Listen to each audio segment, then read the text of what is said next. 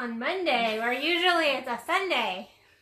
And it's afternoon on Sundays too. Yes, it is. It's always afternoon. I've been up since 6 o'clock, so I don't know what the heck time of day it is. There you go. That's my story. I'm sticking to it. 12-ish noon. 12-ish. There we go. Central Standard Time. An ish. An ish. That's a big one because she's so freedom. It's free. It's me freeing myself. Yes. And that is good because today, what is our topic on? But freedom. Finding authentic freedom. Finding authentic freedom. And what does that mean? What does it look like? What does it feel like? Yeah, because I think we hear the word freedom, but that's not necessarily how we're living our life. We hear this word, we go, oh yes, I want to be free, but they don't understand. I live in the United States. I'm free.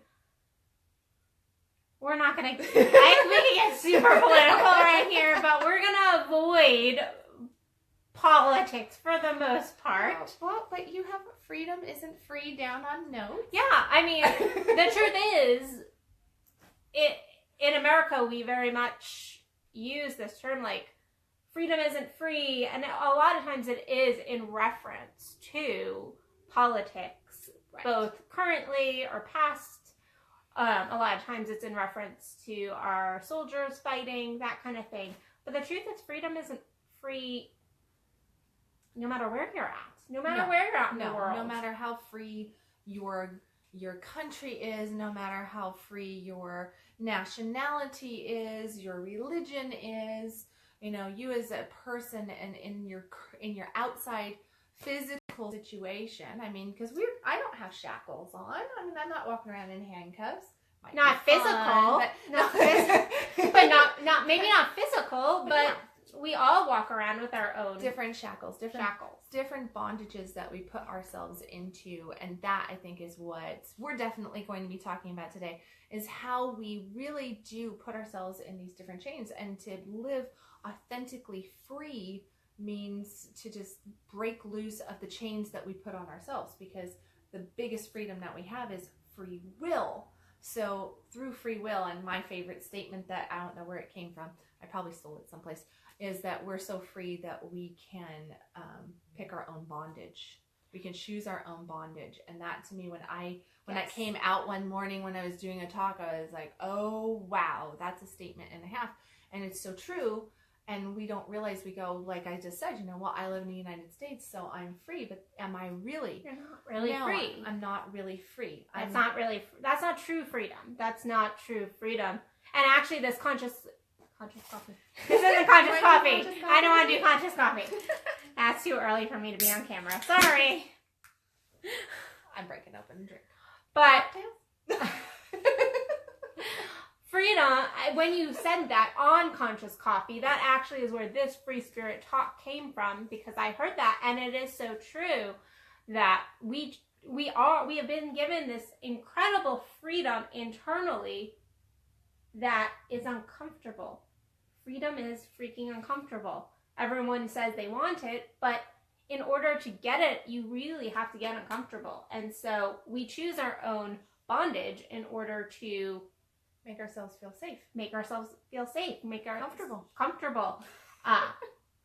We are so free that God has given us all this freedom. God does not have us in shackles. God said, you want to be free?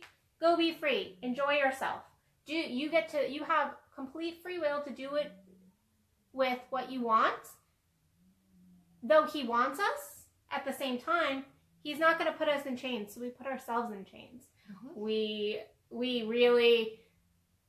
We invite our own enemy or Satan or however you want to call it, into our lives to chain us in different ways, to feel more comfortable, because it is. As you were saying that, I thought about my Samantha. She's now 22, and if she watches this, she's going to go, oh my gosh, Mom, I can't believe you're bringing me into another one of your talks. But I bring my kids in all the time. But Samantha, when she was like 14, 15 years old, because I parent like God.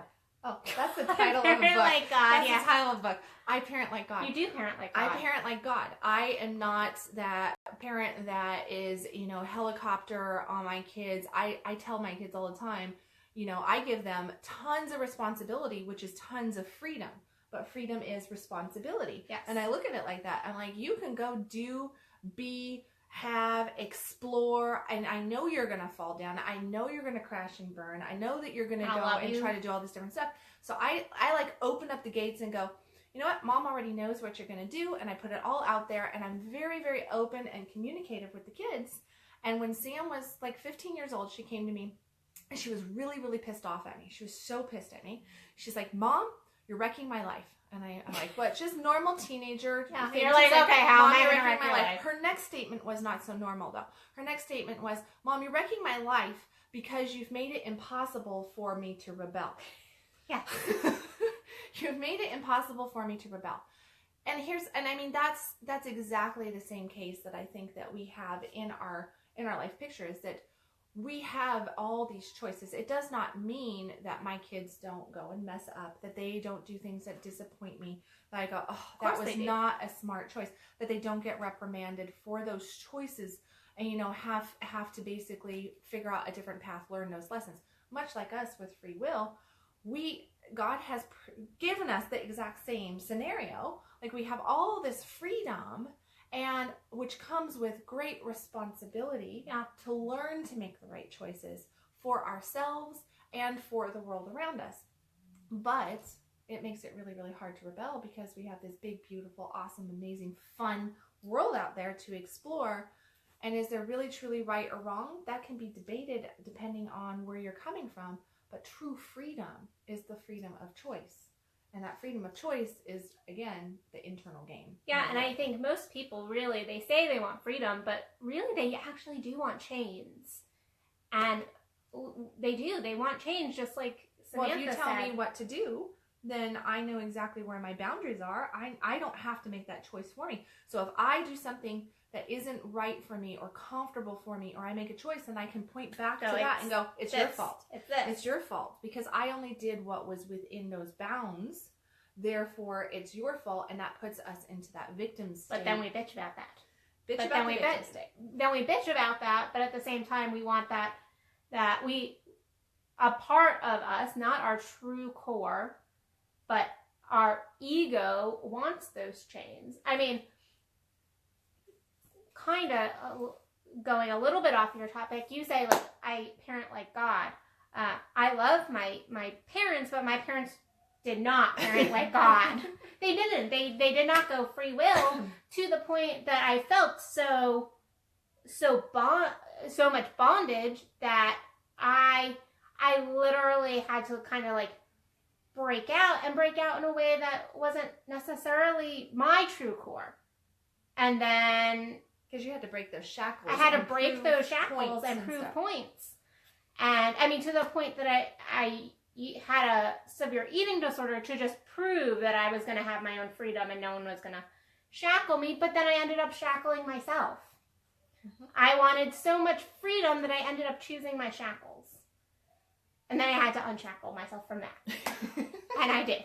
But it's like we're constantly going a lot of times from shackle to shackle to shackle instead of really getting in tune with what really is freedom. So my question to you, and then I'll answer it, is... Wait a second, I'm not on the hot seat. Yes, you are.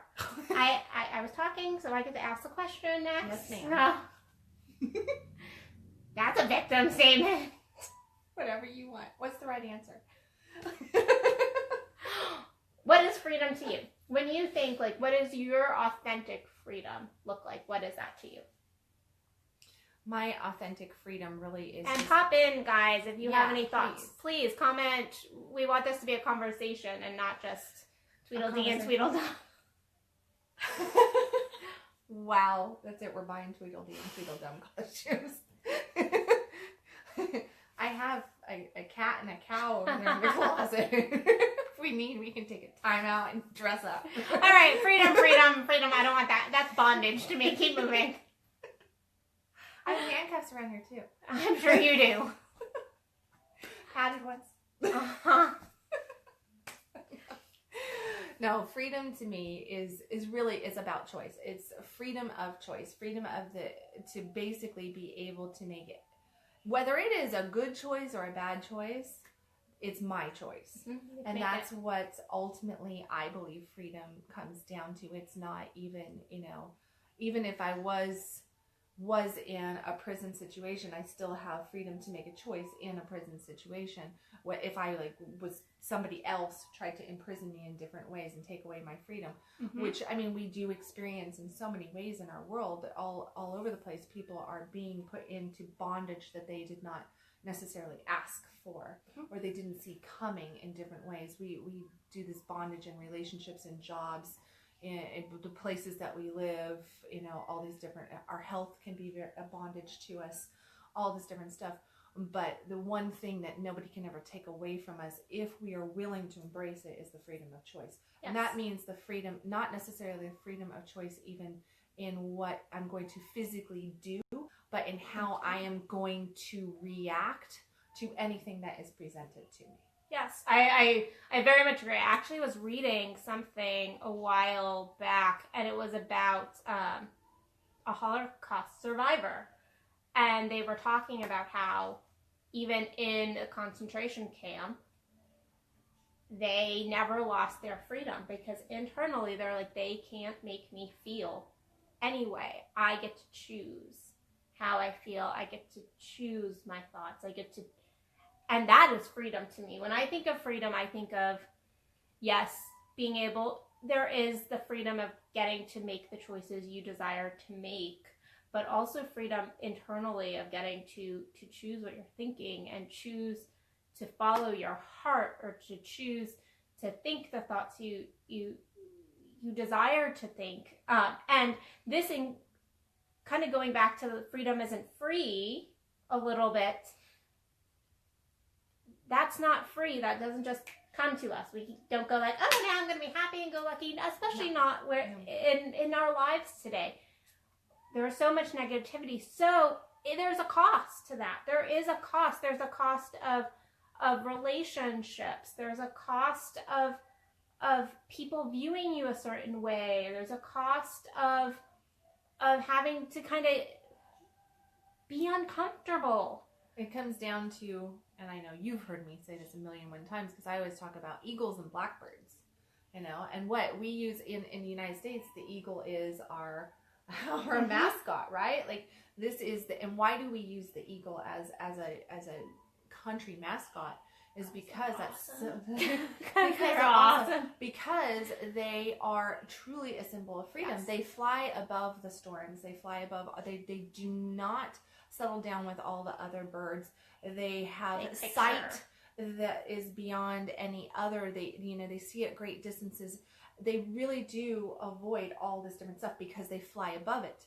That right there is nothing more than a picture of what we can do internally in freedom, because if we act as eagles internally, spiritually, mentally speaking, from that emotional mental plane, then we are flying above, because it's the choice to react however, the best possible reaction to any situation, versus the blackbirds who sit that, there's plenty of people that want to go shoot the blackbirds.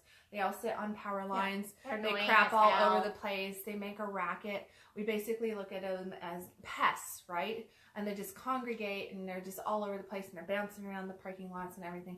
But they're always together. They always flock together. Now you could say birds of a feather flock together, all this different stuff. But really, it's true freedom. And when you're setting yourself free internally, it does set you apart from the norm. I know somebody. You keep talking. Keep going. So yeah, so it sets you apart from the average and ordinary, from the norm. It's really interesting. I'm doing another talk tomorrow, and I think that the topic is kind of similar. We've been discussing topics, and it was kind of like not being in the average and ordinary, breaking away from the norm, and being, just that rule breaker. Which rule breakers are freedom thinkers typically. Yeah. And it's because you just don't want to be in bondage in different ways. So, but I think that there's, and then I want to read the comment we got, but I think a lot of people think that freedom has to be this big, like, F you, like, kind of like sticking your middle finger up in the air, kind of like anarchy kind of thing. And that's not the case. That's not true freedom. That is not what I I look at it as authentic freedom unless it is truly something that is in alignment with your soul. And a lot of people I see going right now, I'm going to go against this just because I feel like it's the rebellion. It's like the rebellion. It's a teenage rebellion, but it's not true freedom. Right. It's not true freedom. It's not true alignment. And so a lot of people think it is this like FU mentality. And I view that actually as very bonded. That it's very like, those are chains. Like that anger, that like, feeling that brings up when I think of like that big FU kind of feeling. That's not coming from a place of heart freedom. That's coming from a place of, like you said, teenage rebellion. And so it is tapping into your core and finding where the true freedom is. And yes, that might be ending up having to kind of push against something. But pushing against something just to say you pushed against it is not freedom. No. Freedom is being bold, but it's not. Yes. But it's not going against something just to go against something to try to make some sort of point. You know, I lived up in Seattle for 9 years, and we lived on Capitol Hill, which was the hill that anybody who was exploring their different sexual aspects or multiple colors of hair or dress, you name it, all these different practices were on Capitol Hill. It was a very, very fun place to live. But walking the streets up there and everything, I often looked out and I realized that so many people were still basically in this bondage. I used to look at them like, that person's not really that, you know, they're not going to keep their green hair and they're this and they're that and be partying the way they are, even though they were expressing themselves, and it was a beautiful to watch. And there's some exploration. Yeah, and exploration is great. And that's that. I think that we all kind of do that to figure out who we are. Yes. But as we're doing that, coming into like what you're saying is that alignment, because we don't necessarily need to do this or anything that is just, you know, what we would say is the average picture. We don't have to not look average, act average, have an average job, an average house, an average relationship. But, you know, it's like to be free, because it's, again, coming back to in here, how are you feeling about things? How are the choices that you're making for yourself, and the emotional stance? I think that the really biggest part is, can you be free from that victim mindset? Yes. Because we live in a world that is so victim based. Yes. All right. I want to read Mary's text. Freedom is being able to be who I am in any situation, saying and doing exactly what I want and what I feel openly without someone being offended, because they know this is me and who I am. So I would agree with all of that except for the being offended. And I say that because there's a lot of times that I know where you're going. Go for it. Well, no, I think I offend people all the time these days, and I didn't used to. I was like and I still am at times. Screw you. Sometimes I still am very much like I have such a big heart that I don't want to do anything that is going to cause negative emotion. And that is my work that I've gotten along so my question there is, can you actually make somebody else feel No, you good cannot. You cannot. You can't. You can never. Okay. No, you cannot. I know you're going. It's the truth. Like, you can't. But like, for example, so I actually this week I posted a video on our workshop that we did last weekend on blowjobs, and yes, I said the word blowjobs. And somebody got really, really offended. You just offended me. Well, you know, tough shit. But really, they got really offended. And a lot of times I put out articles that offend people. And it really is me being free. And I don't write things. I don't do workshops just for shock factor. I do them because they really are in alignment with what I want and what I believe. And there's certain things that need to be said and expressed. Yes. And so many people are afraid to say and express truth or their version of truth. And if we keep our mouths shut, or our fingers from typing or from doing things like this in fear that we're going to offend somebody else, then we're actually doing a humongous disservice to the world around us, because we're not sharing And my whole take on it is that if somebody else is offended, that is truly their shit, not It mine. is. It is that's their game. And if they want to go ahead and give me their power, because that's what they're doing, is they're pointing the fingers and they're blaming, and that means that they are turning over their power to you. So if you're offending somebody, realize that they're giving their power to you, and now that you're basically their boss. And here's the thing, you don't have to choose to be their boss. You can say, thank you, no thank you, stop being a victim, and, you know, man up over there and just go be you, because I can't make you, unless I like have a baseball bat in my hand and I actually go boom with it. Now you're going to feel physical pain, but you still can choose how to react about that physical pain. Yes. And that's the whole thing. It's like, you could feel really offended that I just hit you with a club. And I honestly probably would. But that would be my shit. That would be me dealing with. You could then just go, hey, Kendall, that really was not nice. It's not and cool. I don't appreciate not cool, that. right? Cool, Kind of Kendall. like the French fry thing. Yeah. But yeah. We won't go there.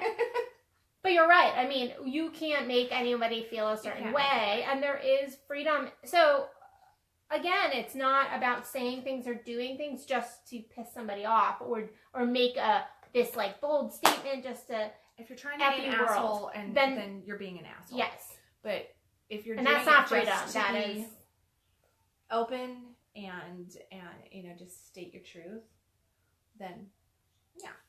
If the intent behind it is a good intent coming from love and coming from sharing, then it's a good intent.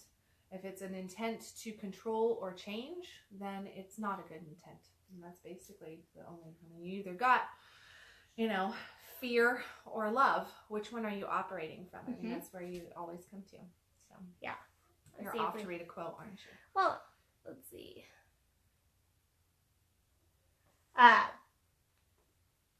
No. Oh, well, actually, yes. So this one's by Osho.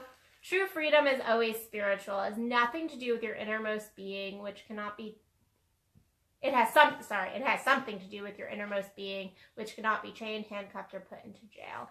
And I think that kind of goes back to what we're saying about it really is at our core. Freedom really does come from a place of at our core. And so it is, how do we put this into our life? Because that's great. Like, we go like at our core, you know, but I think this is really where, I know like in the morning, one of the best ways I can find my freedom is journaling, like what I really desire. Because that gets me in tune with my heart, and that gets me in tune with my genitals and my other chakra systems and all. And it really allows me to see from that kind of eagle perspective of what would freedom be like to me? Where am I needing to let go of certain things and allow certain things?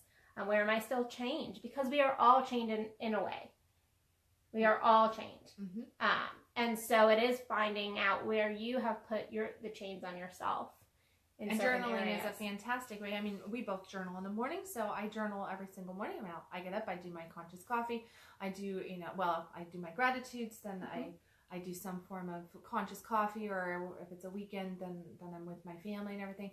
And then shortly after that, so conscious coffee then? As kids wake up, I snuggle babies and stuff. Yeah.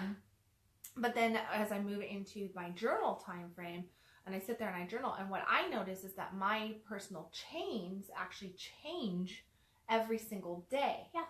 Because I write down a lot of the same stuff over and over again, because I'm trying to create a new pattern for myself, because I want to draw these things into my life.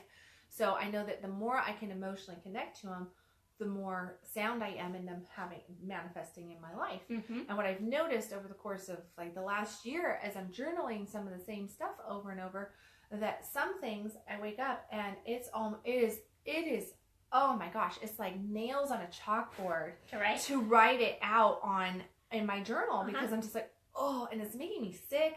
I'm like, wow, girl, you are not aligned to that right now at all. I still write it down because I'm determined to get it written down, but it really helps me recognize that I'm blocked up in that area, which means that I'm chained in some way. I'm restricting myself. I'm preventing that from happening. And where other things are just like happy to flow out, and I just like all bubbly, like, oh yeah, yes to it. And that is, I would almost say that is where for you, like, freedom isn't free, because the part that isn't free is now you have to go and do your work. Right. Because otherwise you're not going to find freedom in whatever that specific statement was. And I know they've changed because they change for me daily too. It's like, oh, like this was great yesterday, not so much today. Yeah. But I think that is where it's not free. And because there is a cost. There's a cost of effort and time and internal work. You have to have the desire to have the freedom, is what it comes down to. And you have to have the belief that you are worthy of freedom.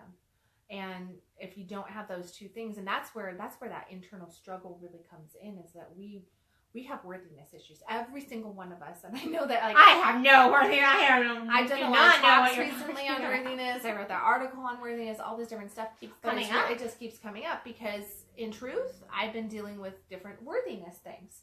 So it's coming out in different ways. So I'm preaching to everybody else exactly what I need to hear that I know is true. But because I'm coming up against this wall, and it's like, dang it, like I know what to do. I know how to get around it. But it comes down to that the freedom isn't free, right? So it's doing that work. Just even when you don't feel like doing it. And I don't feel like doing it every day. I just don't. And sometimes it's okay. That's when you just book a flight and go to the beach. Sorry. I have the beach on the mind. Sorry. See, I'm all bright and colorful. I've got beach. It's beautiful. Yeah, I do. I fuck yes. No, that's freedom. But it is, I think also it's finding those places in your life where you really actually do feel free. Because we're always chained in certain areas.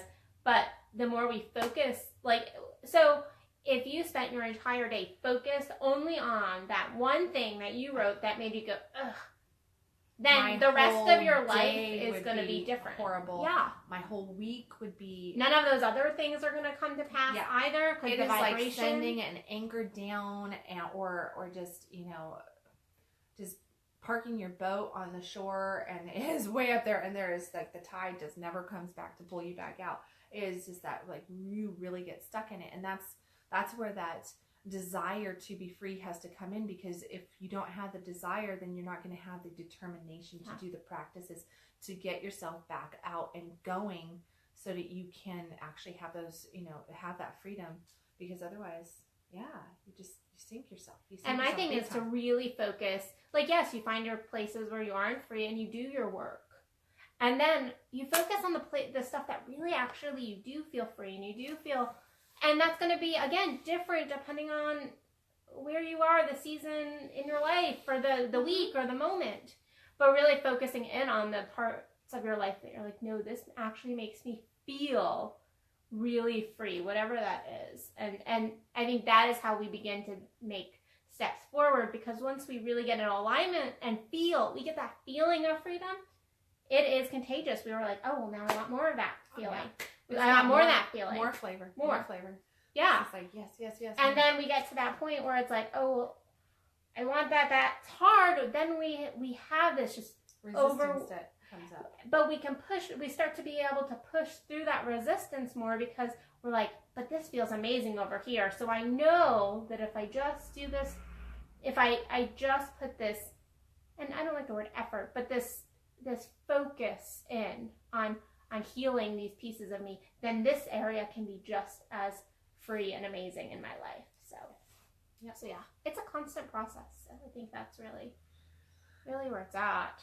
It is a constant process. I think that, finding what's, like, we both journal, we have gratitudes, there's different things. You brought up play and focusing on the positives, but it really is that for anybody who watches this, I would like for them to know, if you don't feel free, if you feel stuck, if you feel like you're in quicksand in some area of your life, that it doesn't have to be that way. You're literally a decision away from getting out of that quicksand.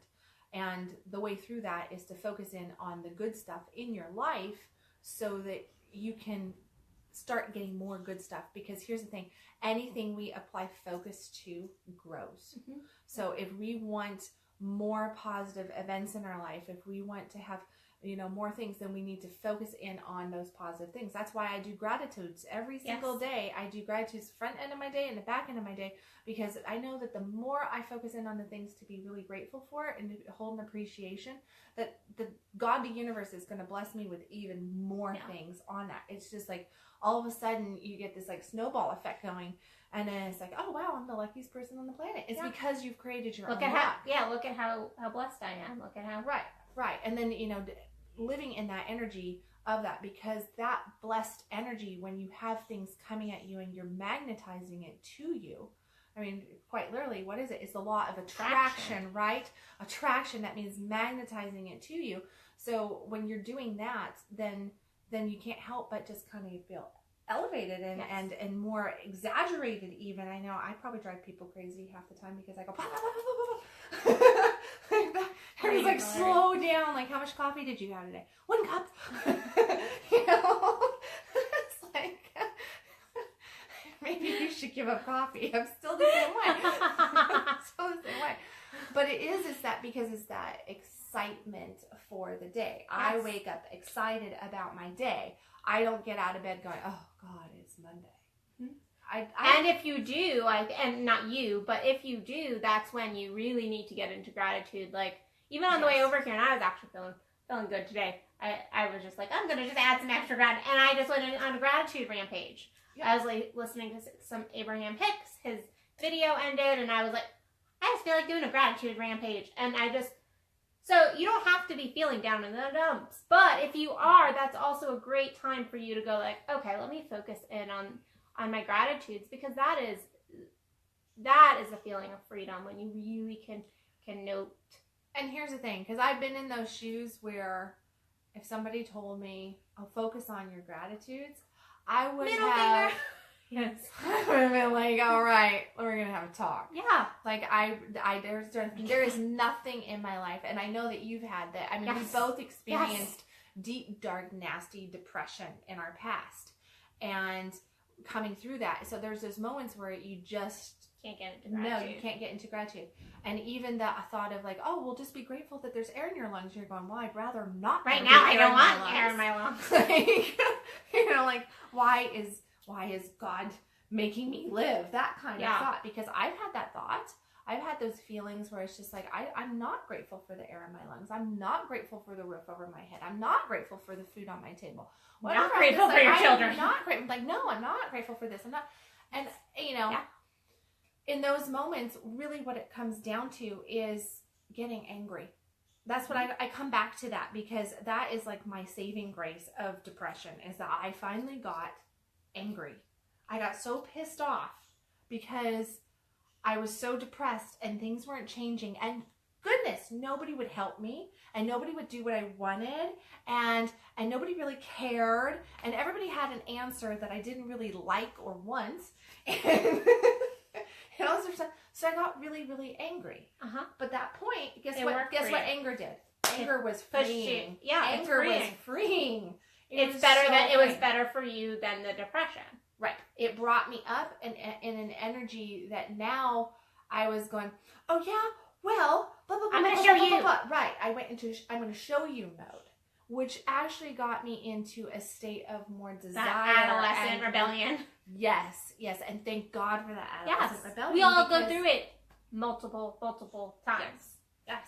And from there, I just went up and up to that point where I could start to have gratitude. And all of a sudden, I was like, oh, okay. Now on this side of it, okay. But even in that place of deep, deep depression, we are free to have that too. Yes. We are free to have that as well. I mean, God really said, like, you have full freedom. Go for it. I look back at my depression and different things that have happened in my life, and I go, yep, I pretty much chose to hang out there. I chose to hang out there. That was me doing that to me, nobody else. And I can say that from where I'm at now. When I was in it, it did not feel like that. No, it did not feel like that at all. Then it was like, why is this happening? and you know, it is. So I think we focus very much on like so singular, because it is an inside job. Like you always say, it always is an inside job. But there always is looking at other people. And I am one I look at other people and go like, I want their freedom. How do I get there? How do I move towards that? So find somebody in your life where you're like, wow, that I see that person has the freedom I desire. So how do I get one step closer to that even? Get yourself a freedom crush. A freedom crush. A freedom crush. You see? Freedom crush. We just Yes, make find shit a up all the freedom time. crush. Yeah. Don't you see all these like little beams hanging down from heaven right here? Just grab one and see what it says. There's like little notes hanging on all these little strings. I know they're imaginary strings. I've been smoking something. Not really. I don't do anything like that. I know you don't. I don't need it. Water's good. But yeah, I mean, God has given us freedom. He desires us to love Him and want Him and be in a romance with Him and be in this state of freedom, but a choosing of Him. But He doesn't want to chain us either. So no, and you have actually from Galatians chapter 5 verse 1. It is for freedom that Christ has set us free. Stand firm, then do not let yourselves be burdened again by yoke of slavery. I mean, that's exactly what is your yoke, right? What is the yoke of slavery that you're choosing? And you know, this is not just speaking of actual yokes. It's the internal yokes that we put on ourselves. So, and God does not want us. I mean, truly, the desire there, at least my belief is, and from every spiritual study that I have ever studied from world history and world religions, is that God wants His people free. And I think, I mean, this is a little off topic. I think that is why a lot of people look at religion in such a very harsh kind of like, we do this, and then we do this, and we do this, because they're putting their own bondage, their own chains on freedom, because it makes it, or not freedom. That form of freedom becomes a duty, which then is it becomes a duty, then bondage. Yes, it's a whole nother bondage. So really look at what your beliefs are, and this is kind of maybe do this over the next day or two. Really look at like your beliefs about God or your higher power and what freedom, what they desire for you, or what and where your spirit desires freedom-wise. And where are you turning over your power to outside sources as well? I mean, because really, there's only really one source. God, the source of God, and working through us, which then we are putting out to the world, because we're all we could say that we're all fingers of God, right? Walking around here. We're all little sparks. So it's God's spark energy that we hold inside of us, and we're working through that. But how are we giving that away? So look at your life and look to see, where are you being the victim in your life and preventing yourself from having freedom by turning over your power to some outside source. And then not beating yourself up when you see it. Yeah, because we all do it. Yeah. So it's just working through it. Yep. Yeah. I think that's all I got on freedom. I'm feeling pretty free of this topic now. Free of this topic, yeah. Okay. Next. So yeah. Before we go off, because I don't mind doing shameless promos on my videos. Okay. We have a Tantra 201 class coming up if you're in the DFW area, or if you're flying into the DFW area. That is April 7th. So please join us. It's going to be an amazing evening of connection, getting in touch with your soul, getting in touch with other souls. So please join us. It is going to be amazing. As always, we still have our women's retreat coming up this summer. You can find that on either of our personal websites or hearmeroar.com. So please join us for some of these things and really step into really more alignment, because both of this workshop and this retreat are both you stepping more into your freedom, yourself, and just deepening your connection. So please join us. Yes. Well. And share this video, please. Like, comment, share. Tag a friend, and share it. Yes. Sharing's the best way to support. Yes, because Facebook is being... Yeah, Facebook's still working on bondage. Their algorithms for all of us.